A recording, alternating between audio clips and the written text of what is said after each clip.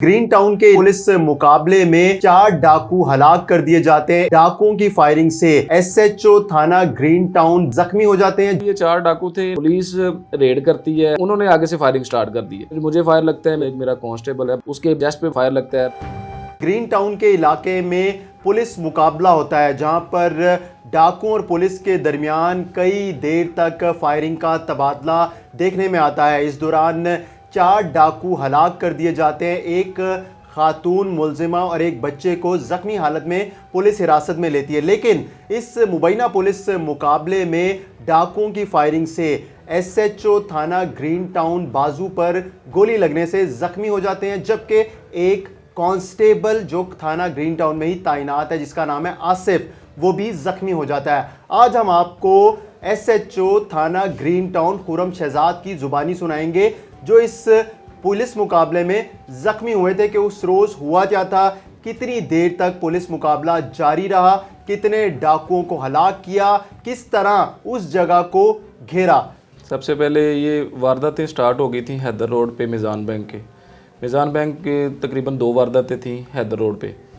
एक वारदात थी ग्रीन टाउन की और उसके बाद दीगरे 1-2 वारदातें हुई सत्तो कतला में। बैंक रॉबरी जब स्टार्ट होंगी तो हमारे एसपी साहब ने एक टीम तश्कील दे दी। मैं जिसमें मौजूद था, एक एसएचओ कायदे आज़म था इसरार साहब, और आईटी टीम जो एक्सपर्ट है मतलब वो भी हमारे साथ थी। हमें तकरीबन 4 से 5 रोज़ लगे इनको कैमरा जात से ट्रेस करते हुए इनकी मतलब जो जाए पनाह थी वहाँ तक पहुँचने में। जो मोहल्लेदार थे उनसे भी सारी जब इन्फॉर्मेशन इकट्ठी हो गई, लेकिन हमें इन्फॉर्मेशन मुकम्मल हो गई, मालिक मकान से भी मिल गई और किराएदार से भी मिल गई कि ये अभी लोग घर में मौजूद नहीं है। हमने रैकी लगाई हुई थी और तकरीबन रैकी हमने असर से स्टार्ट की है, लेकिन और रात के मतलब 3 बज गए हैं।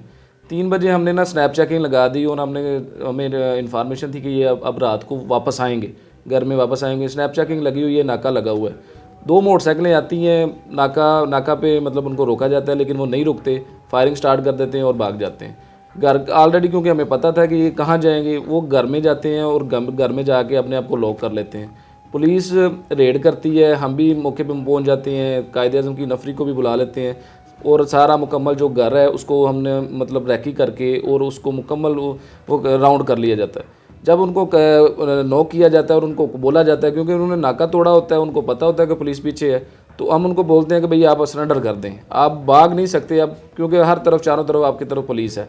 तो उन्होंने आगे से फायरिंग स्टार्ट कर दी है।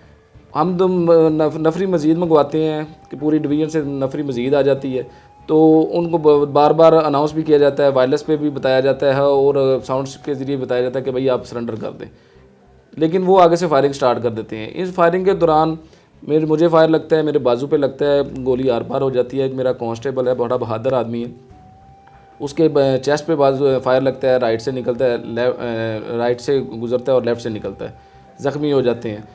फायरिंग स्टार्ट रहती है और ये मतलब कह लें कि ये बड़ी पुलिस की एक खुशकिस्मती भी है, बहादरी भी है कि हमने तकरीबन 3 बजे से स्टार्ट हुई है फायरिंग और 6 बज गए हैं, 6 बजे 6:30 बज गए हैं, 3.5 घंटे लगातार फायरिंग हुई है। यानी कि सुबह के 6 बज गए, रात 3 बजे से लेकर सुबह 6, एटलीस्ट 3 से 3.5 घंटे लगातार फायरिंग रही है। और तमाम जो कंजस्टेड आबादी थी, कामयाबी हमारी ये थी कि मतलब जो अंदर हमें इन्फॉर्मेशन थी कि एक लेडीज़ है जो इनका मतलब एंटरटेनिंग भी है और इनका मतलब साथी भी है, और एक 5 साल का बच्चा था।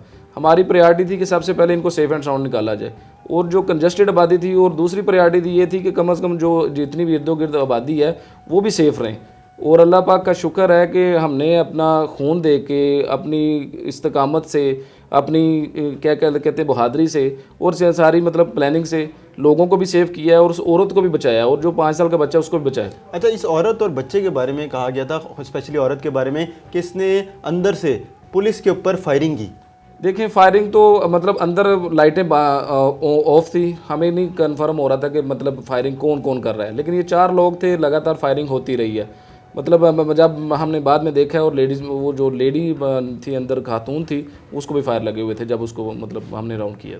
3.5 घंटे तक फायरिंग होती रही, तो अंदाज़न कितनी गोली चलती रही, कितनी नफरी वहाँ पर डिप्लॉय थी उस वक्त? देखिए, आपने वो उस मकान को आपने विज़िट किया है, मतलब आप सैकड़ों हज़ारों की तादाद आप कह सकते हैं, उनके पास बेशुमार वेपन थे। एसएमजी आपके सामने रिकवर भी हुई है, वो आपके तस्वीर में भी मौजूद होगी।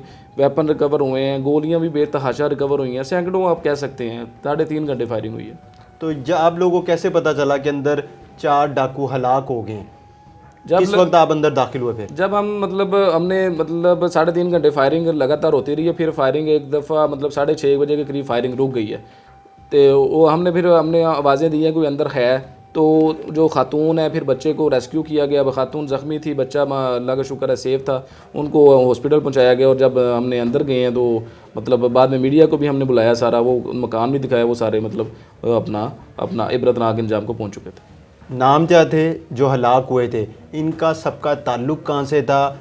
कितने मुकदमात में ये रिकॉर्ड याफ्ता थे और मुकदमे जो थे वो किस नौयत के थे इन पे? बेसिकली ये 4 डाकू थे, इनका तल्लक ओकाड़ा और कसूर से था। एक का नाम था जैन, एक का था नाम रिजवान, एक का नाम अली असगर और एक का नाम अशफाक। वो रिकॉर्ड याफ्ता थे। इनका ये मतलब कहीं भी वारदातें करते थे। इसके पूरे सूबे में वारदातें हैं, मुल्तान में इनकी वारदातें हैं, इनकी गुजरात में वारदातें हैं, इनकी हमारे कसूर में वारदातें हैं और लाहौर में बेशुमार वारदातें हैं। और इनका तरीका वारदात ये था कि जहाँ भी जाते थे घर एक किराए पर रहते थे, रेस्क्यू की यूनिफॉर्म यूज़ करते थे, पुलिस की यूनिफॉर्म यूज़ करते थे।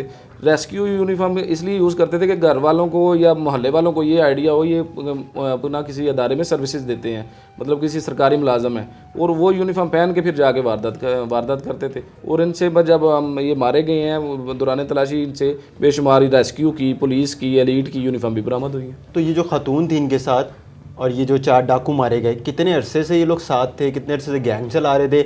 और क्या खातून भी रेस्क्यू की, पुलिस की और एलीट फोर्स की यूनिफॉर्म पहन के इनके साथ आती थी जाती थी? ये खातून का काम सिर्फ एंटरटेनिंग था, इनको खाना बना के देना और इनके साथ मतलब सिर्फ एंटरटेनिंग की हद तक थी। वो तमाम लोगों को एंटरटेन भी करती थी। लेकिन ये गैंग जो चल रहा था पिछले 6-8 माह से चल रहा था, ये 6-8 माह से जेल की हवा इन्होंने नहीं खाई थी। रिकॉर्ड याफ्ता थे, इनके उकाड़े में भी पर्चे थे, मुल्तान पे भी पर्चे थे हैं और गुजरात में भी पर्चे हैं, ऑलरेडी रिकॉर्ड याफ्ता है। कितना मंजिला ये घर है और कौन सी मंजिल पे लोग रहते थे और कितने अरसे से यहाँ पर रह रहे थे? ये अभी जब ये हमारी वारदातें स्टार्ट हुई हैं, तकरीबन 15-20 दिन से हमारी वारदातें स्टार्ट हुई हैं। और इन्होंने ये जो फिरोज़ पार्क वाला घर है ये भी तकरीबन 15 दिन पहले लिया है। ये सेकंड फ्लोर पे रह रहे थे, नीचे मालम खान रह रहा था और सबसे ऊपर जो फ्लोर है उस पर भी किराएदार थे। ये सेकंड फ्लोर पे रह रहे थे। तो जब आप लोगों ने वहाँ पर पहुँच इनको चारों तरफ से घेरा तो उसके बाद फायरिंग का तबादला भी हुआ।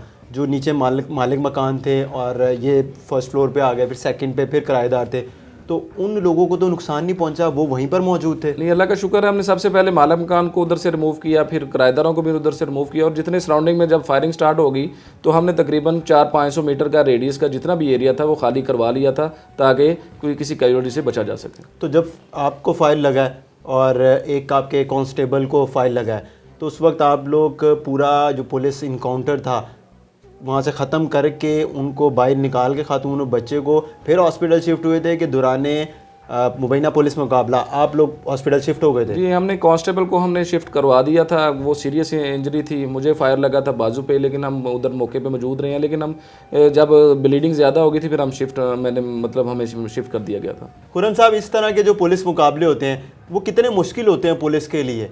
आपने विज़िट किया सारा, वो घर भी देखा है। सेकंड पोर्शन था, उस पर एंट्री करना बड़ा मुश्किल था। फिर सीढ़ियों का हमने सहारा लिया, सीढ़ियाँ मंगवाई गई तो छतों को कवर किया गया, सेकंड पोर्शन में एंट्री की गई। और अल्लाह का शुक्र है हमने मतलब हमारी कम से कम नुकसान के साथ हमने उन लोगों को ज़्यादा से ज़्यादा नुकसान पहुँचाया। अच्छा, जब ये वारदात करने के लिए जाते थे तो वारदात किसी के साथ जिसके साथ भी करते थे, स्पेशली में बैंक से जो रकम लेकर निकलते थे उन लोगों को लूटते थे, तो इनके यूनिफॉर्म पुलिस वाले एलीट के और रेस्क्यू के ही होते थे, उसमें करते थे या सादा कपड़ों में करते थे?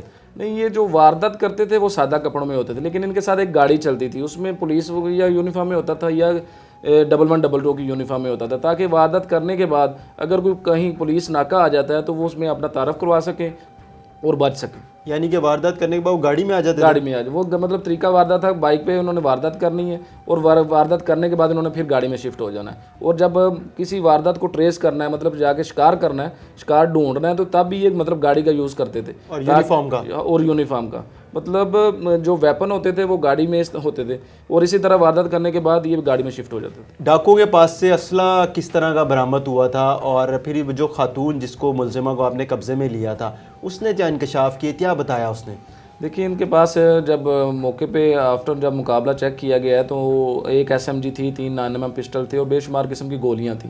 दूसरा खातून जब हॉस्पिटल डिस्चार्ज हुई है तो उसने बताया कि मैं 6 माह से मतलब क्या कहते हैं कि एक काबा खाने से एक की दोस्ती हुई है और दोस्ती के बाद ये मतलब उसको घर में ले आए हैं और उसके सब बाद ये तमाम लोगों को चारों को इंटरटेन भी करती थी। अच्छा, तो उसके बाद जो खातून ने जब इंकशाफ कर लिया, सारी चीज़ें बरामद हो गई, असला रिकवर हो गया, तो इसमें एक खातून ही थी जो उनकी साथी थी, तो इसको हमने चालान कर दिया जो और चालान करके जेल में भिजवा दिया। तो बच्चा किसका था वो? वो बच्चा इसी औरत का था, उसको यदि होम में हमने भिजवा दिया।